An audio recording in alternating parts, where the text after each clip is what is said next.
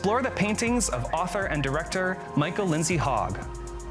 Chat with art teacher Lisa Gouda. You can leave me and catch a performance from Mark Munzer and Ernie Seitz. Keep kicking me in the side. It's all ahead on this episode of AHA, A House for Arts. I feel a runaway coming on. Funding for AHA has been provided by your contribution and by contributions to the WMHT Venture Fund. Contributors include the Leo Cox Beach Philanthropic Foundation, Chet and Karen Alpelka, Robert and Doris Fisher-Melisardi, and the Robeson Family Foundation. At M&T Bank, we understand that the vitality of our communities is crucial to our continued success. That's why we take an active role in our community. M&T Bank is pleased to support WMHT programming that highlights the arts, and we invite you to do the same.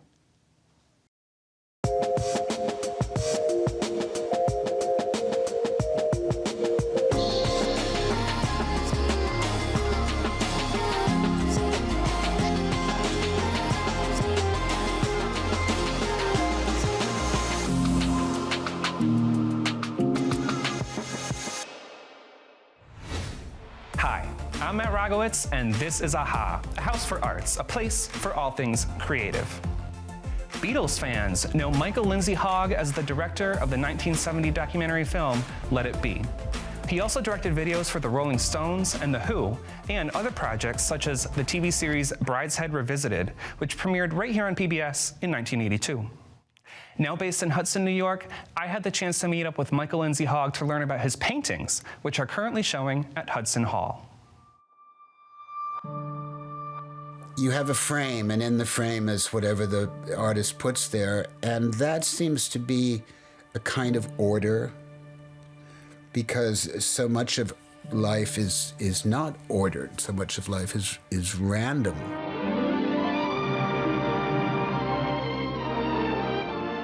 My mother was an actress, an Irish actress called Geraldine Fitzgerald. I partly grew up in California because she was working at Warner Brothers. And then she and my father split up when I was quite young, and he went back to Ireland, where he also was from. And then my mother met someone and fell in love, and we moved to New York when I was 6. And I wasn't a successful child, partly because I couldn't read until I was almost 9. And as a result of that, this has turned out to be good, my literature came from comic books, comic strips. And so I'd be able to tell what the story was from the panels. And so I started to draw a lot when I was young, and I kept on drawing. I was the most out-of-it teenager God ever invented. I went to work when I was 16 in a summer theater in Stratford, Connecticut. I amazingly got into Oxford University, and when I say amazingly, everyone was stunned that I passed the exam, me most of all. And but when I was in England, still theater this is, I got an offer to assist on and be in a production of Chimes at Midnight with Orson Welles. And I was a really bad actor. I mean, I wasn't, I could never have made a living as an actor, but it was the world I wanted to be in. And it was really only when I started to direct a rock and roll show in English television, Ready, Steady, Go, that I started to have the camera in my life. It was this rock and roll show that had been on for like a year before I joined. I really wanted to direct it. And I also wanted to shoot rock and roll in a way which I hadn't seen done before. I became friends with the musicians, and they asked me to do videos. The first ones I did were with the Beatles, Rain and Paperback Writer. And following that was Jumping Jack Flash with the Rolling Stones and The Who. And then the Rolling Stones Rock and Roll Circus, and then Let It Be, the documentary with the Beatles. I wasn't painting because I didn't know how to paint. And but when I met my wife, Lisa, after we'd been together for about 8 or 10 years, she said, "Why don't you paint?" And I said, I don't know how. And she said, well, She said, "Why don't we go and get a canvas and get tubes of paint and a couple of brushes and see?" So I did paint, and it turned out all right. I've been doing it for 25 years now. I paint on really what's ever there. Canvas, board, panel of a door or something, and I paint on that. I paint on anything, really. I suppose I was drawn to portraits and pictures of people because people, I think, are what interest me the most, being a people myself. And I find, you walk down the street and you look in someone's face or the way they walk and you think, I wonder who that person is. And a lot of times people, to me, look confused or out of it the way I was. I'm very interested in people who were kind of out of it like I was. Confused, and sometimes also you'll notice in some of my pictures is might be a displacement of power, like who's more important and who's the master and who's the servant, and do they like their roles? Why should they come to see my paintings at Hudson Hall? No reason I can think of, except they're interesting. I think they're unusual. I think they're good. And I think you won't see them or see similar paintings in many other places. The thing I miss most about directing, which I haven't done for a while for whatever reason, is the family. When you direct, you make you choose your family, crew, actors. Painting, it is more solitary, like writing. I don't mind it. You get to pick your crew. I get to, I get to pick my crew. Yeah, exactly.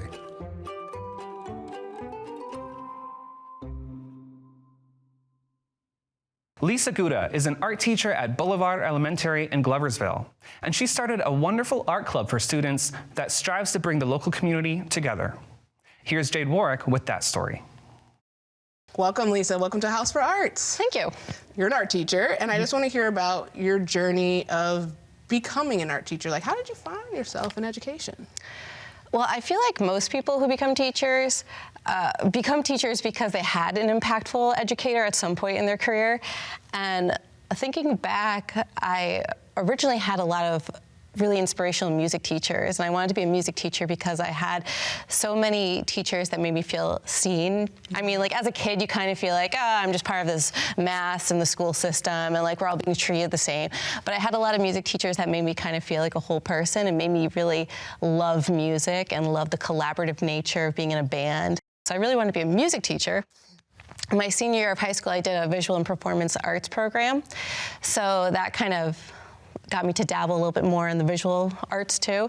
But when I got to college, I was like, not a huge fan of playing clarinet 6 hours a day. Kind of got bored with that, and I lost a little bit of the passion of like, being in a band, and like, what do these lyrics mean, and all these. It was more of like, all right, scales, all right, learning the triads and all this. So then I kind of gravitated more towards the visual arts, and I never got bored with that. Yeah. So I just really wanted to extend my passion for the arts, and I think all the positive educators I've ever come across really ooze that passion and really want to kind of make that contagious. They want to pass on that passion to everyone else.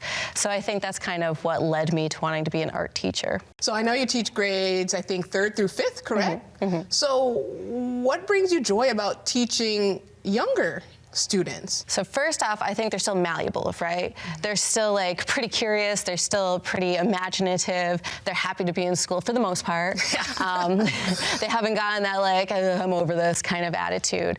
So I think that like the malleable attitudes and like wanting to still create and imagine and play. I think that's really fun to be around every day. It kind of keeps me inspired and excited because they come in, they're like, what are we gonna make? What are we gonna do?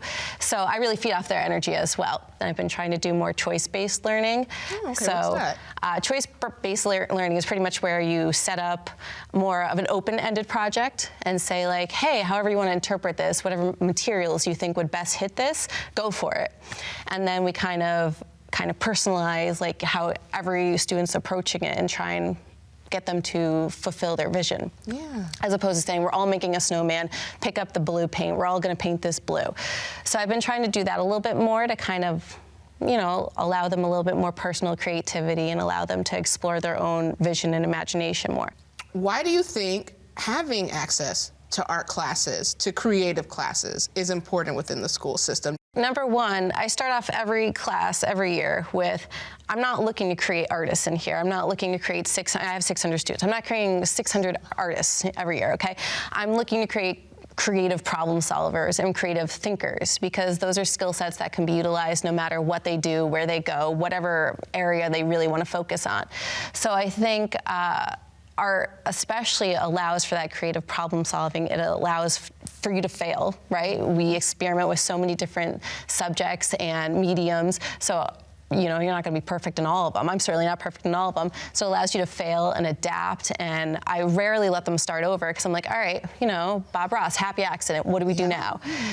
So it really allows kids to kind of use a part of their brain that I don't think they necessarily use in the rest of the education system, where a lot of it is rote learning or rote memorization, like you need to learn these dates, you need to learn math because that X equals Y or whatever. And so I think having that open-ended avenue is really important for kids, along with the emotional outlet and kind of experimenting and just being exposed to different cultures and tactiles. I mean, there's so many different aspects to art. And that kind of relates to your art club that I want to talk a bit about. I know the audience is going to love this. So would you break down your art club that you did with the students in Gloversville? Yeah, so this has been pretty much in the works since last summer. And it started, well, my inspiration for it was I did a scavenger hunt with my son where there were all these different animals hidden in all these different nature preserves. And I just had a blast finding these natures with my son. I mean, he was like 1, so he's just dangling off me, like whatever. But I had a blast finding all these animals. So I kind of wanted to bring that idea of the scavenger hunt somehow to Gloversville. I wanted to create a community-wide event where my students were active in this project, and so was the community. So I was holding a writing and illustration club, and we partnered up with the public library. So it first started off with someone from the public library coming, and they did a presentation on the library, the resources they had, and the subject for their stories this year was monsters. So they talked about, what is a monster? Is it really just like something scary that hides in your closet? Like what different attributes make a monster? And they also brought a ton of different books with examples and illustrations of monsters. So then my 4th and 5th graders wrote their own stories about monsters, illustrated the monsters, and illustrated their stories. And then I sent those illustrations up to the advanced sculpture students at the high school. And they actually sculpted the monsters out of clay. So cool. And painted and glazed them. And then I took those sculptures and hid them around downtown Gloversville for a citywide scavenger hunt. And then my students also did a public reading of all their stories with their illustrations behind them. And I got prizes donated for people who participate in the scavenger hunt. And I also partnered up with an outreach program. So they organized a middle school and high school monster hunt where they're actually like wandering around the city looking for it. So it became this really like wonderful community project where all these different businesses and people and students were participating in this silly little idea I had last summer, right? It just kind of blossomed. And I've just loved getting to know all these different people and businesses that I've never communicated with, and how this project has kind of tied all these things together. And what have you seen? How have the students reacted? How have the kids reacted to such an amazing, art club initiative? Both sets of students, the high school students and my students, adored it. They loved it. From my students' perspectives, they saw their imagination come to life, right? Like they drew something, and then some other artist, some other place made it three-dimensional, brought it to life, and then it was put out into the community, which I think a lot of times kids think their work in school just lives in those buildings. They don't think it has a life outside or that anyone else cares about it outside. So putting it into the community and having all these other community members interact with it just put a whole new life to it. So my kids have just been like, this is amazing, this is so cool. And the high school is just thought it was adorable. Like, oh, look at this cute little fuzzy monster. How can I turn it? Or look at this horrifying monster. How bloody can I make it? Yeah, because now they're like working on their sculpting and artistic skills to turn that 2D figure into a 3D figure. Exactly. So they came at it from a different perspective. And my kiddos don't know yet, but the high schoolers are actually going to gift the sculptures to the 4th and 5th graders, and we're gonna have like a little ceremony for them to like hand off the sculptures.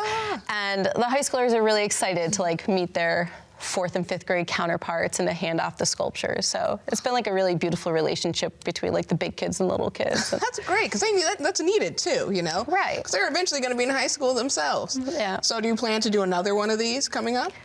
I would love to. I think it kind of depends on how everything, settles after this one's done, and whether I'd reach out to different businesses, like whether the advanced sculpture high school teacher has like a different idea for next year. But I mean, I'd definitely be open to something like this or a different variety. I was even thinking maybe I could find professional artists to come in and like sculpt or like, imagine whatever theme we do next year. Well, you hear that, folks? Really stuff if you want to collaborate with her.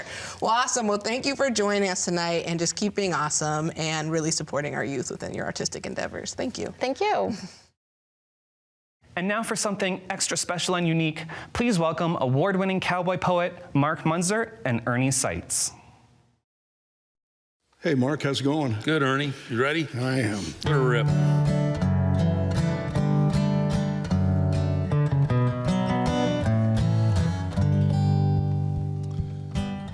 I've been riding this trail so long, I'm feeling old. Her memories keep hanging on, I can't let them go. Old Montana, you stolen my songs, and your winters are cold. But now I'm trailing back to old Mexico, where the weather's warm. Old hats at the wagon gate, debating about the trail. These cowpokes tempt fate, while others ship by rail. Boots that are made for working, trousers old and worn. Coffee's near perkin', wake up, it's nearly morn. The crew begins assembling, the remuda coming in. 30 horse ground trembling, let dawn's long rise begin.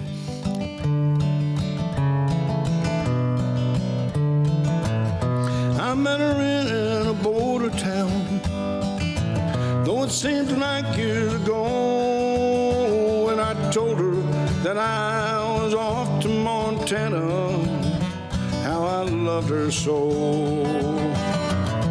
Cowboy's life can be lonesome and hard, times when the nights are long, singing slowly round a Lone Star herd, sleeping on the ground. The trail boss bellows, wake up, and the cook clings with his metal spoon. Fill your bellies, boys, ain't no rest till noon. Old bones, they are aching, the youngins are quick to chow. You want some of this here bacon? You better get it now. First morsel of the new dawn, sleep rubbed from their eyes. Breakfast grub quick gone, a hungry bunch of guys.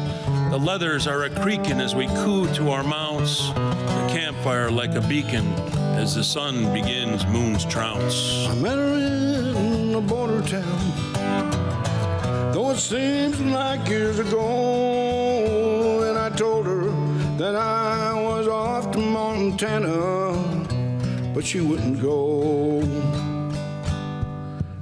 I got my saddle and a good horse to ride, I'll be crossing the great divide. All the hostiles will chase me and the rivers will rise, but I'll be making good time. 3,000 miles to Mexico Mexico. Yeah, the trail is long, but I'll never, ever push cattle no more. Adios, mi amigos, I'm gone. Tighten up that cinch. Let's tuck them bedrolls in. I listen to morning orders. I take a pinch from a little tin. Russ and Joe, you ride flank. Henry, you got drag. Oh, shucks, boss. I know them boys got rank, but all I'll do is gag. I ain't got no time for favorites, son, so keep your rag on high. Don't let none get around the end. Out here, they'll up and die. So up into the foothills and down the valleys wide, river crossing, test the wills, we're riding side by side. I don't think we lost one, that's a dang good thing. Morning's nearly over, some of them old boys begin to sing. Old Montana, you stolen my songs, and your winters are cold. But now, trailing back to old Mexico, where the weather's warm. Let's pull up here and take a rest. Give them bovine a break. Richard, check up over that crest. The trail should sort of snake. Jerky and a biscuit's what you get for Chuck. Maybe a swig of lukewarm coffee if you're quick and in luck. The afternoon across a former prairie, sand dry to the bone. The wind whipped our butts that day, wore down my quarter roan. Cows too tired for bawling, horses with shut eye. Fire, stare, sleep a-calling under darkening starry sky. Again we come to nightfall, fed then fall towards sleep, with coyotes howling night call, cowpokes in a heap. Yodelay, yodelo, yodelo, dee, yodelo, yodelay, lo, yodelay, dee, yodelo.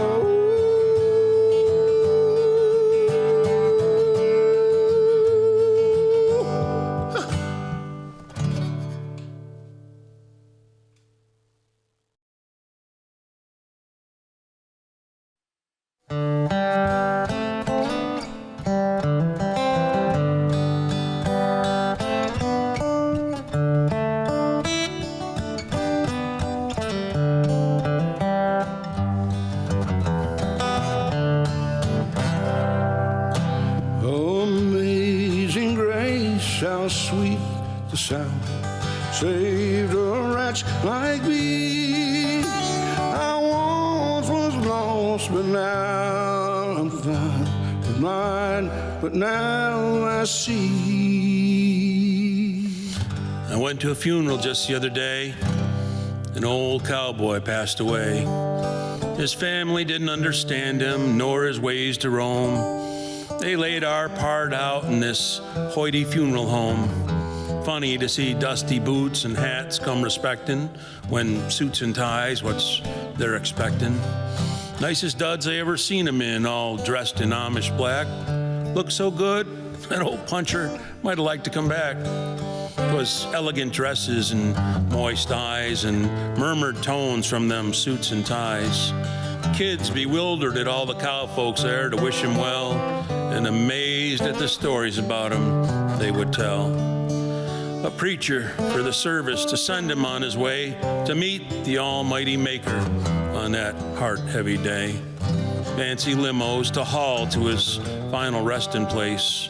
Shiny cars and dented pickups in a long line of grace. Far as I know, he'd rather be alone than have all that fuss. He liked lonely much, much more, ornery old cuss. He weren't much for parties nor pomp and circumstance. I half expected him to push up and give a spiteful dance. Now as we're at the marker and they're lowering him to ground, some commotion on behind and heads swivel all around. His grandson with a lead line attached to granddad's horse.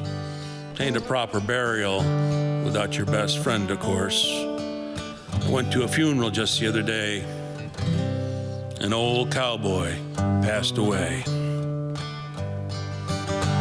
Amazing grace, how sweet the sound saved a wretch like me. I once was lost, but now I'm found. Was blind, but now I see.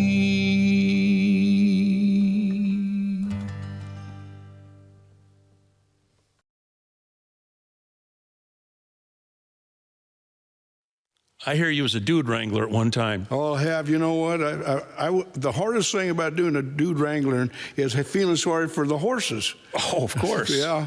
And, well, anyway, this song that I'm singing called The Dude Horse Blues is more about a relationship than that, but it's relative, okay? Absolutely. I'm singing the Dude Horse Blues, just singing the Dude Horse Blues.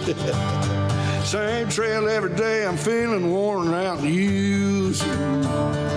Lighten your cinch, take your saddle, let me roll in the dirt. Lighten your cinch, take your saddle, let me roll in the dirt. Been on my back all day, you know that you're causing me hurt. He's up on the range, you know that you're causing me pain.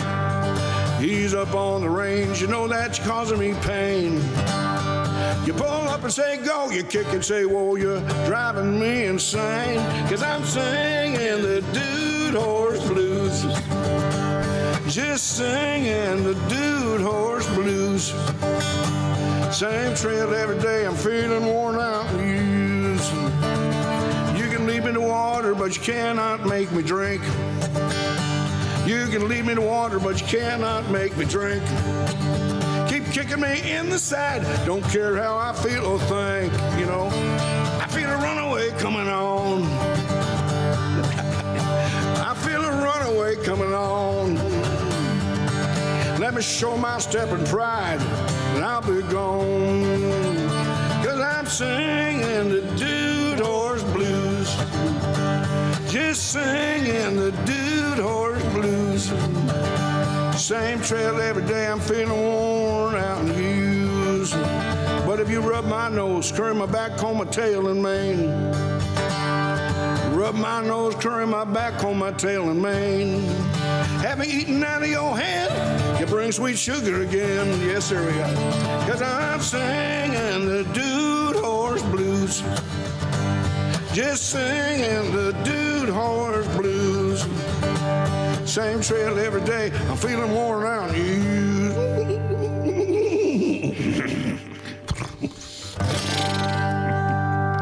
Dude Horse Blues.